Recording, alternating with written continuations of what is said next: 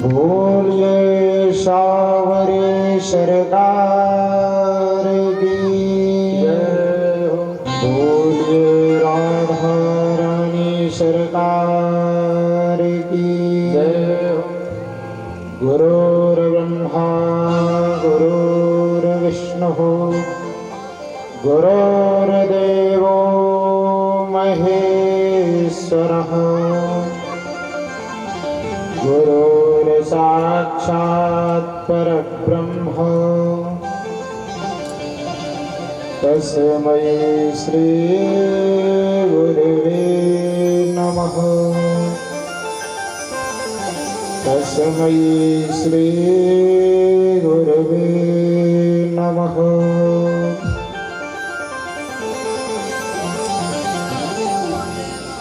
जैसे कि आज हम आप सब भगवान की पावनतम कृपा से श्रीमद् भगवत महापुराण को श्रवण कर रहे हैं, जिसमें कि हम सब श्री महाराज जी के मुखारविंद से पावनतम कथा को श्रवण कर रहे हैं। लेकिन उससे पूर्व हम आप सब कुछ क्षण हरि चर्चा की ओर बढ़े। राधे राधे गोविंद गोविंद राधे राधे राधे गोविंद गोविंद राधे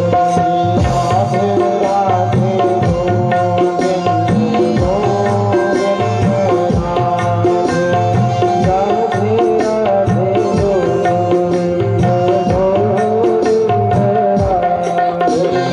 राधे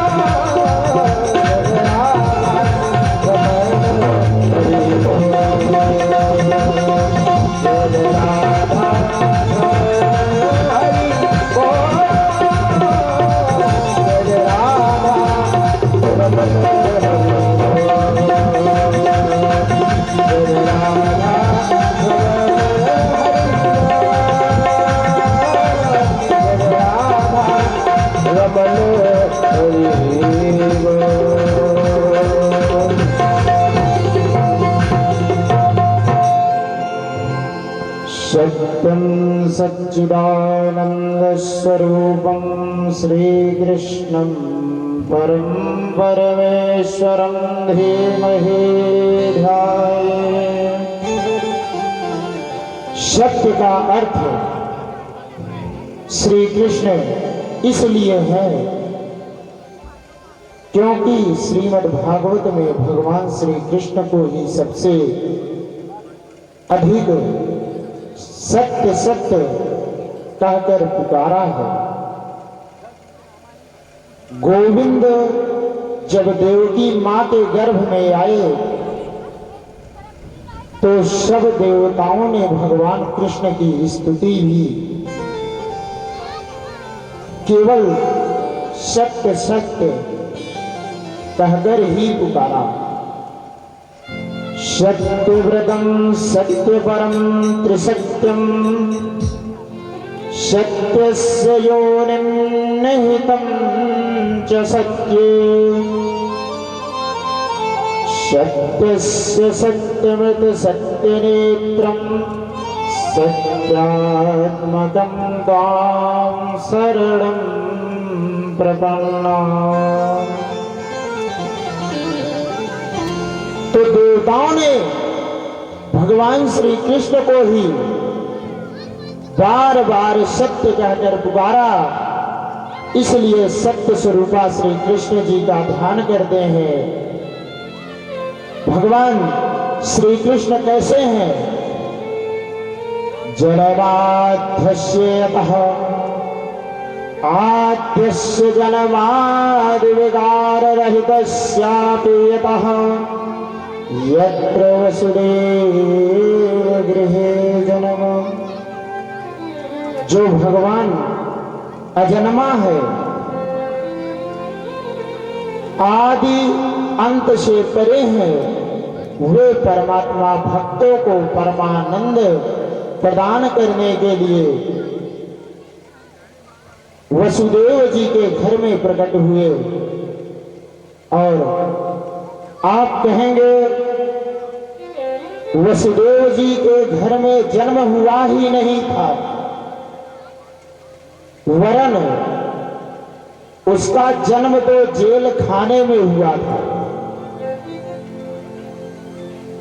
न गृहं गृहमित्याहो गृहिणी गृहमुच्यते। ईंट पत्थर के घर को घर नहीं कहते, गृहिणी के घर को घर कहते हैं। वसुदेव पल्याम देवक्याम। भगवान श्री कृष्ण ने वसुदेव की पत्नी के गर्भ से जन्म लिया। अन्वयादितरतः अनुपश्चात अयादगच्छ। जन्म लेते ही जो भाग लिए इतरतः इतर गोकुले जन्म लिया मामा के बंदी गृह मथुरा में, और जन्म लेते ही तुरंत भागकर पहुंच गए गोकुल धाम में। जो हमारे कन्हैया हैं इतने कुशल हैं कि मामा कंस के बंदी गृह में जन्म लेकर गोकुल भाग आए, पर मामा कंस को भनक भी नहीं लगने दी, पता भी नहीं चलने दिया। ऐसे परम निपुण परम कुशल हैं हमारे केशव।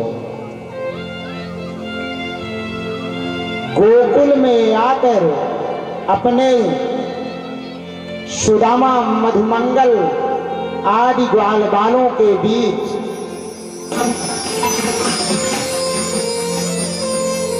गोपवेश में सुशोभित हुए ऐसे श्री कृष्ण जिन प्रभु ने ब्रज में आकर ऐसी लीलाएं की कि विचित्र लीलाओं को देख देख कर चतुर्मुख ब्रह्मा जी भी विमोहित हो गए। कि ये कैसा भगवान है जो ग्वाल बालों के बीच जंगल को देखकर और जंगल में बैठा और जूठा मीठा सब खा रहा है,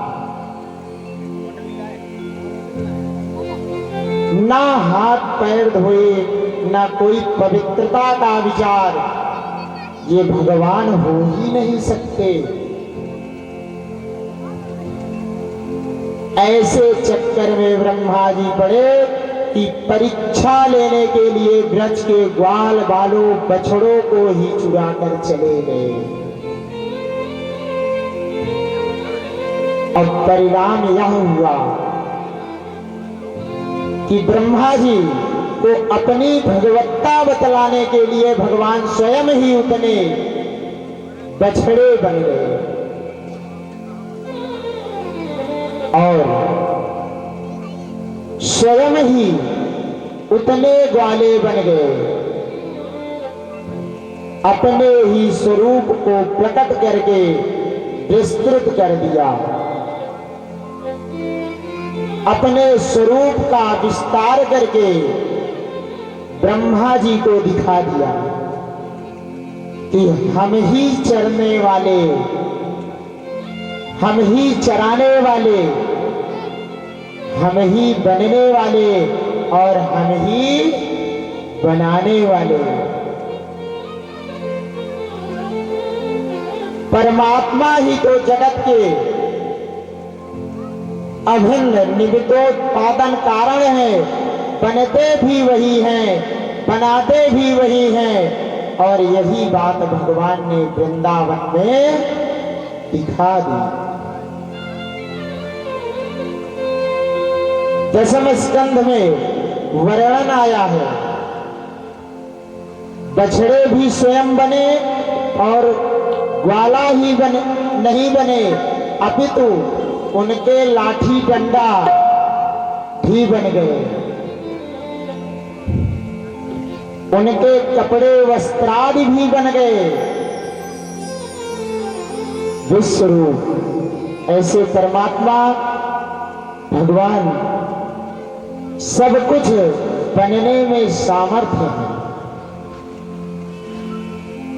ब्रह्मा जी का मोह भंग किया, बल्कि ब्रह्मा जी का ही नहीं, मुह्यन्ति यत् सूरयः, भगवान के आकृत संकर्षण श्री दाऊ जी महाराज भी कन्हैया की लीलाओं को देखकर मोहित हो जाते हैं।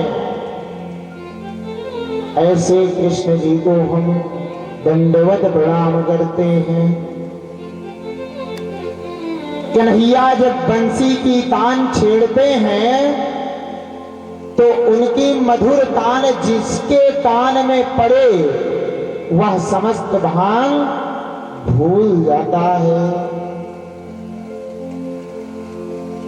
कन्हैया की बंसी रव का श्रवण करके कल कल कल्लोल करती हुई कमनीय कालिंदी का कलरव भी कुंठित हो जाता है। जब जल का धर्म है निरंतर बहते रहना, लेकिन जब यमुना जी वंशी की तान सुनती हैं तो उनकी धारा रुक जाती है।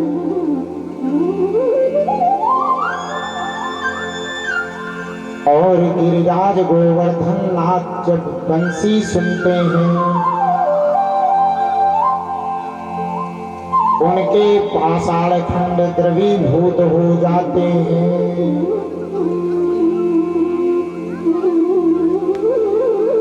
तो पाषाण में जल का धर्म आ गया और जल में पाषाण का धर्म पहुंच गया। भगवान के 3 धाम हैं, श्री धाम वृंदावन, श्री धाम मथुरा और श्री धाम द्वारिका। और ये तीनों धामों का जो भी परिकर है वह नित्य है।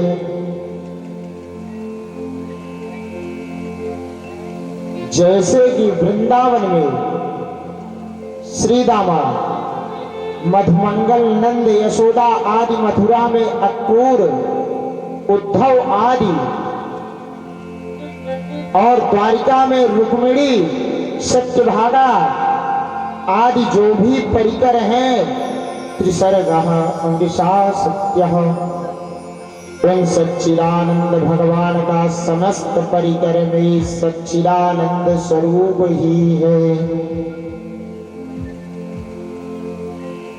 अपने वृंदावन से रास मंडली बुलवाई तो रासाचार्य जी अकेले थोड़ा ही आएंगे, पूरे 10-20 पात्रों को लेकर आएंगे।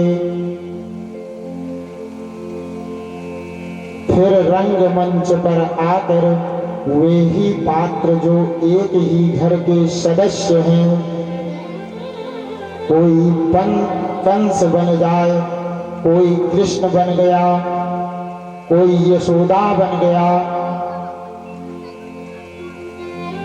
कोई नंद बन गया, कोई अघासुर, बकासुर भी बन गया। उसी प्रकार भगवान जब धरातल पर पधारते हैं तो अपने पूरे परिकर को साथ लेकर आते हैं। तुम्हें यह भूमिका बताती है, तुम्हें यह भूमिका निभानी है। जब सूत्रधार जिसको जो अभिनय सौंप दिया जाए तो ठाकुर जी पूरे परिकर के साथ पधारते हैं। द्वारपालों से यह कहा कि तुम हमारे दुश्मन बनकर पहुंचो। जो अभिनय दिया गया सब अपना अपना अभिनय निभा लिया।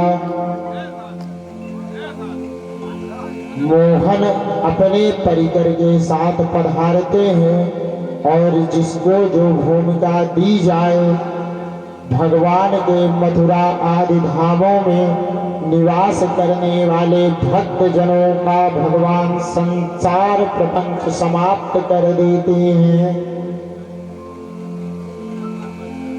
सच्चिदानंद धन परम परमेश्वर श्री कृष्ण चंद्र जी का हम सब मिलकर ध्यान करते हैं और इस पर चर्चा करते हैं। चर्चा के आगे प्रसंगों में विस्तार पूर्वक सुनेंगे। जो श्रीमद् भागवत का मुख्य विषय क्या है,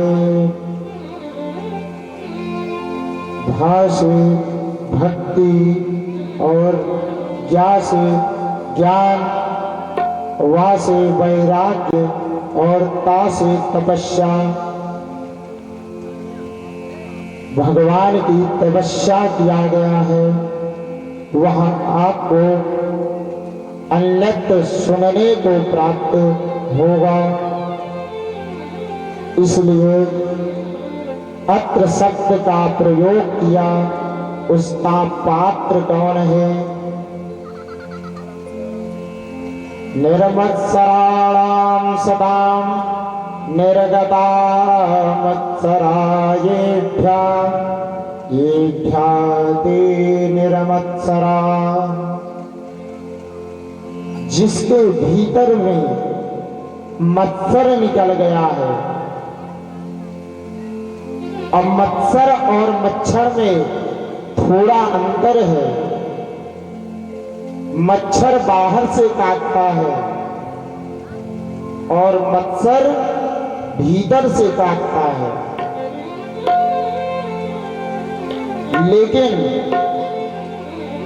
बाहर के मच्छर से बचने के लिए आप मच्छरदानी में सो जाओ, पर भीतर का मच्छर बहुत खतरनाक है। बड़े बड़े लोगों को भी नहीं छोड़ता। मत्सर अर्थात मत्तः अग्रेसरति।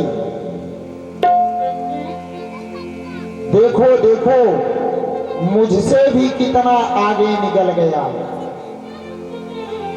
जहां किसी का उत्कर्ष देखा, वैभव देखा, मान बढ़ाई देखी कि बस भीतर का मच्छर हमें काटने लगता है। इसे कहते हैं मात्सर्य, जो बड़े बड़े महापुरुषों को भी नहीं छोड़ती।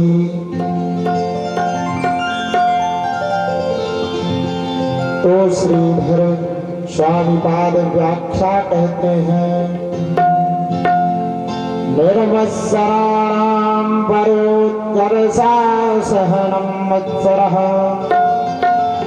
तद्रहितानां सदां भूतानुकंपिनां।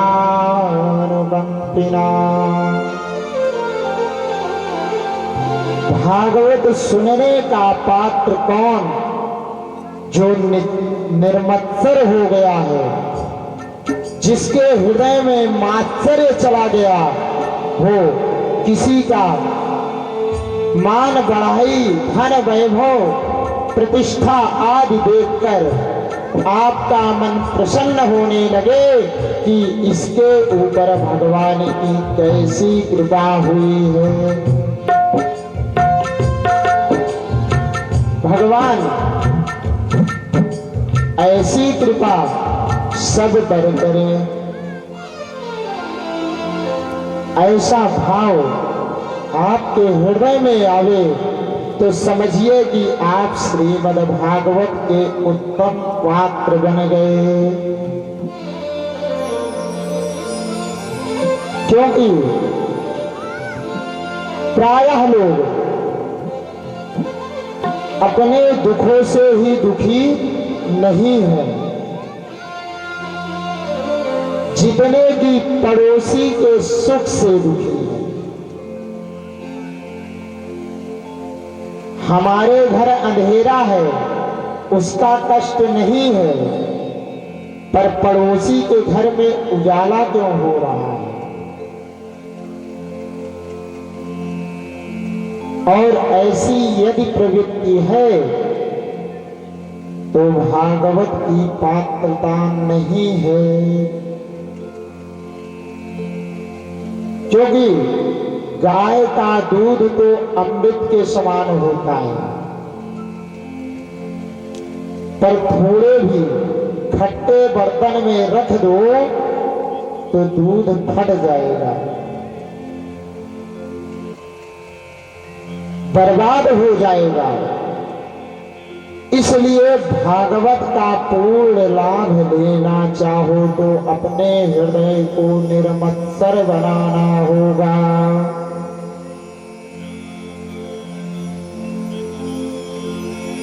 हम पात्र बढ़िया बनाए और इस परम धर्म के निरूपण करने वाले भागवत का श्रवण करें, उस सबसे क्या फायदा होगा? तो व्यास जी लाभ गिनाते हैं। वेदं वास्तवमत्र वस्तु शिवदम् तापत्रयोन्मूलनम्।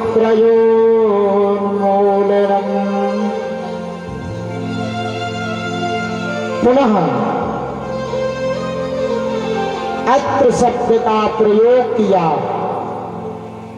वेद्यम वास्तवमत्र, अत्र वास्तवम वास्तु वेद्यम।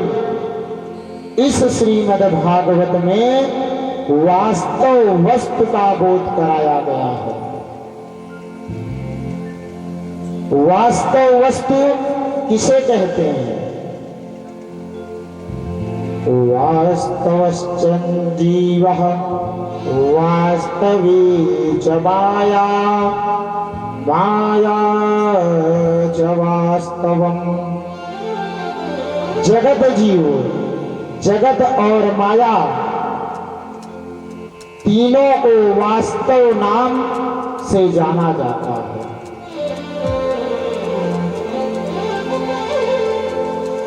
तो भागवत के श्रवण करने से जीव जगत वह संसार है, दैहिक, दैविक और भौतिक, तीनों पापों से मुक्त हो जाएगा। तो भागवत का मुख्य हेतु क्या है? जीव को अपने स्वरूप का बोध हुए और तापत्र से विमुक्त होकर परमानंद को प्राप्त करे, और भागवत का प्रयोजन है, यही उद्देश्य है। हमारे बीच में हमारे पूज्य गुरुदेव भगवान आ चुके हैं। अपने वाणी को यहीं पर हम विराम देते हैं।